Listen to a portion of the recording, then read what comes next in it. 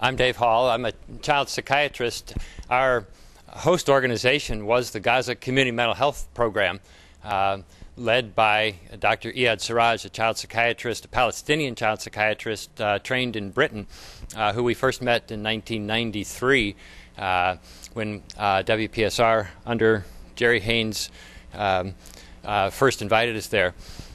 So I went and visited 3 of the 7 clinics that the Gaza Community Mental Health Program operates in Gaza. The adult clinics, one in Gaza in the north, one in Han Yunis in the south, and then one in Abu Dair in the center. The Abu Dair clinic was beautiful, a gorgeous facility that was funded by European donations, probably a $10 million facility. And interestingly, none of the Gaza Community Mental Health Program facilities were struck in Operation Cast Lead. Iyad and the Gaza Community Mental Health Program have managed to maintain neutrality in the Palestinian struggle, so they didn't get caught up in the civil war between Fatah and Hamas. In fact, one of the interesting things for me is that Iyad, who's become a very good friend, he's been in Seattle a few times, grew up with the leaders of both Fatah and Hamas and has been lobbying with the Hamas leaders and the Fatah leaders for decades to maintain nonviolent strategies, recognizing that the chickadee doesn't attempt to attack the lion. It just doesn't make any sense. So that he's had personal relationships, and one of the things that he was able to do was to introduce us to Ismail Haniyeh, and it may have been discussed already. No, okay. He is the Hamas prime minister in Gaza, following the civil war, where the Americans, compliments of President Bush and Secretary Rice, funded a Fatah attack on Hamas in Gaza in an attempt to expel the elected leaders of Hamas in the summer of 2007, and the Hamas fighters ended up winning that civil war and kicked the Fatah fighters out of Gaza, and it ended up being just Hamas. That's part of the history. Anyway, Dr. Siraj was very interested in our having a chance to meet the Prime Minister because of his personal relationship with this man, who he felt was a moderate Hamas leader, not one who was committed to the military wing of Hamas, but one who had been committed to the political social wing of Hamas, which has been building schools and clinics and public service infrastructure, so that out of that, for me, came a very clear sense that we need to look at Hamas in a different way than perhaps the Western world has looked at Hamas. One of the things that the siege was set up for was that Hamas took over in Gaza, and at that point the Western powers, European Union, United States, obviously Israel, declared it a terrorist organization, and they shut down the borders. One of the things that we hope can happen in a hopeful kind of way is that Americans and eventually hopefully Israelis will talk with Ismail Haniyeh. This is a good man. This is a family man. This is a man who stands for his people and is very sharp in some of the criticisms he has, but he is open. And they has stated very clearly that he is willing and wants to recognize the state of Israel on the Green Line, on the 1967 borders with a shared Jerusalem.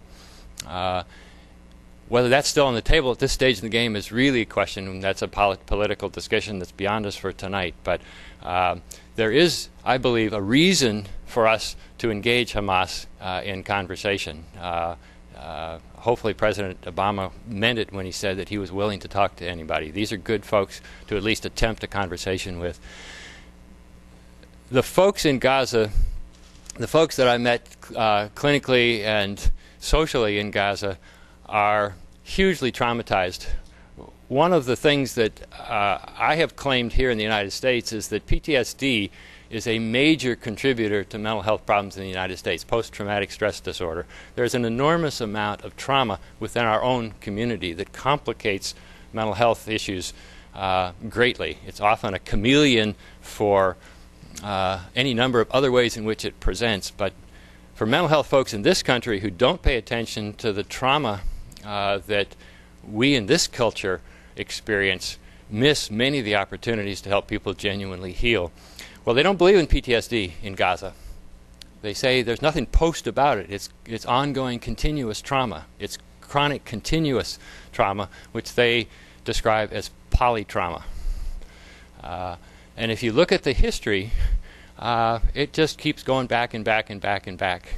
The biggest catastrophe for the Palestinians they call the Nakba, which is the 1948 clearing of Palestinian homes and villages by the incoming Zionists to make room for the State of Israel. So the May 15th, 1948, which is the celebrated Day of Independence for the State of Israel, is a death day. It's the day in which was solidified the fact that so many of the folks, over 500 villages out of a little over 1,000 villages, were cleared of their Palestinian occupants.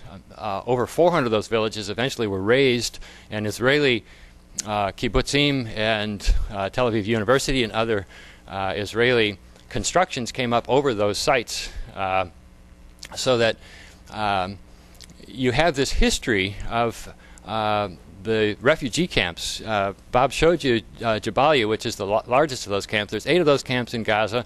We saw in other trips camps in other parts of the Middle East, Jordan, Syria, and so on, where 800,000 Palestinians had to leave predominantly the area of the Palestine Mandate that's now occupied by the State of Israel, but also some of the places that are still in the areas that were taken over by Jordan until the '67 war, and then under occupation by the Israelis. So you have this polytrauma. You have folks that have lost homes multiple different times, and it goes on and on. Some of the psychiatrists that I worked with were, I thought, a little defensive. Here's this sort of expert from the United States coming in who really doesn't know nearly as much about trauma as these folks do. These guys are the experts. But I did have some very interesting ones. I'll just close with what was the most touching and I thought hopeful of the vignettes that I got, and that was with Dr. Nemer Abu Sarka was a psychiatrist who headed the Han Yunis clinic, and he didn't have any patients for us to see together, so we ended up talking at some length, and he described his own family, his own experience during the beginning of the bombing in December, when his 4, 6, and 8-year-old kids were together with him, sort of huddled under tables as bombs were going off 50, 100 yards away from the house, and the kids were just looking terrified. And he had to try to figure out, what do I do for my kids? And he started clapping. And he got the kids to start to clap with him. And then the bombs would be going off, and they'd be clapping, and the bombs would be going off. And pretty soon, the kids just started belly laughing because they had control of when the noise was coming in, at least some of the control of the noise coming in. And he said they managed to get through that particular time in that particular way. But it was also, he was the most open of the professionals with me, and he was clearly depressed.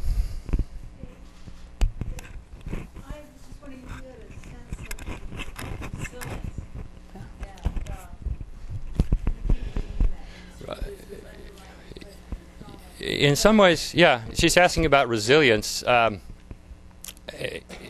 It was really surprising how many folks were cheerful, were sort of living their lives.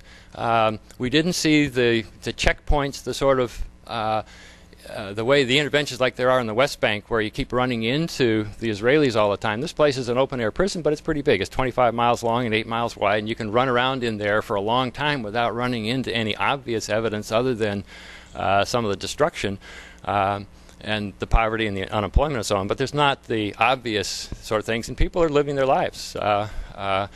Certainly the professionals we saw were trying to take care of their patients, surgeons, physicians, psychiatrists, and so on.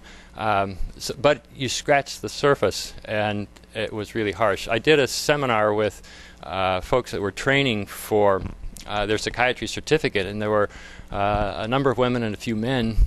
Several of them were physicians, and we were talking about trauma and the management of trauma, which is something I do here. And I had, of 20 folks, I had about probably half of them were obviously personally dealing with their own trauma as we were talking about this stuff. And I offered to sort of do something before lunch and after lunch, and nobody came back after lunch to want to talk.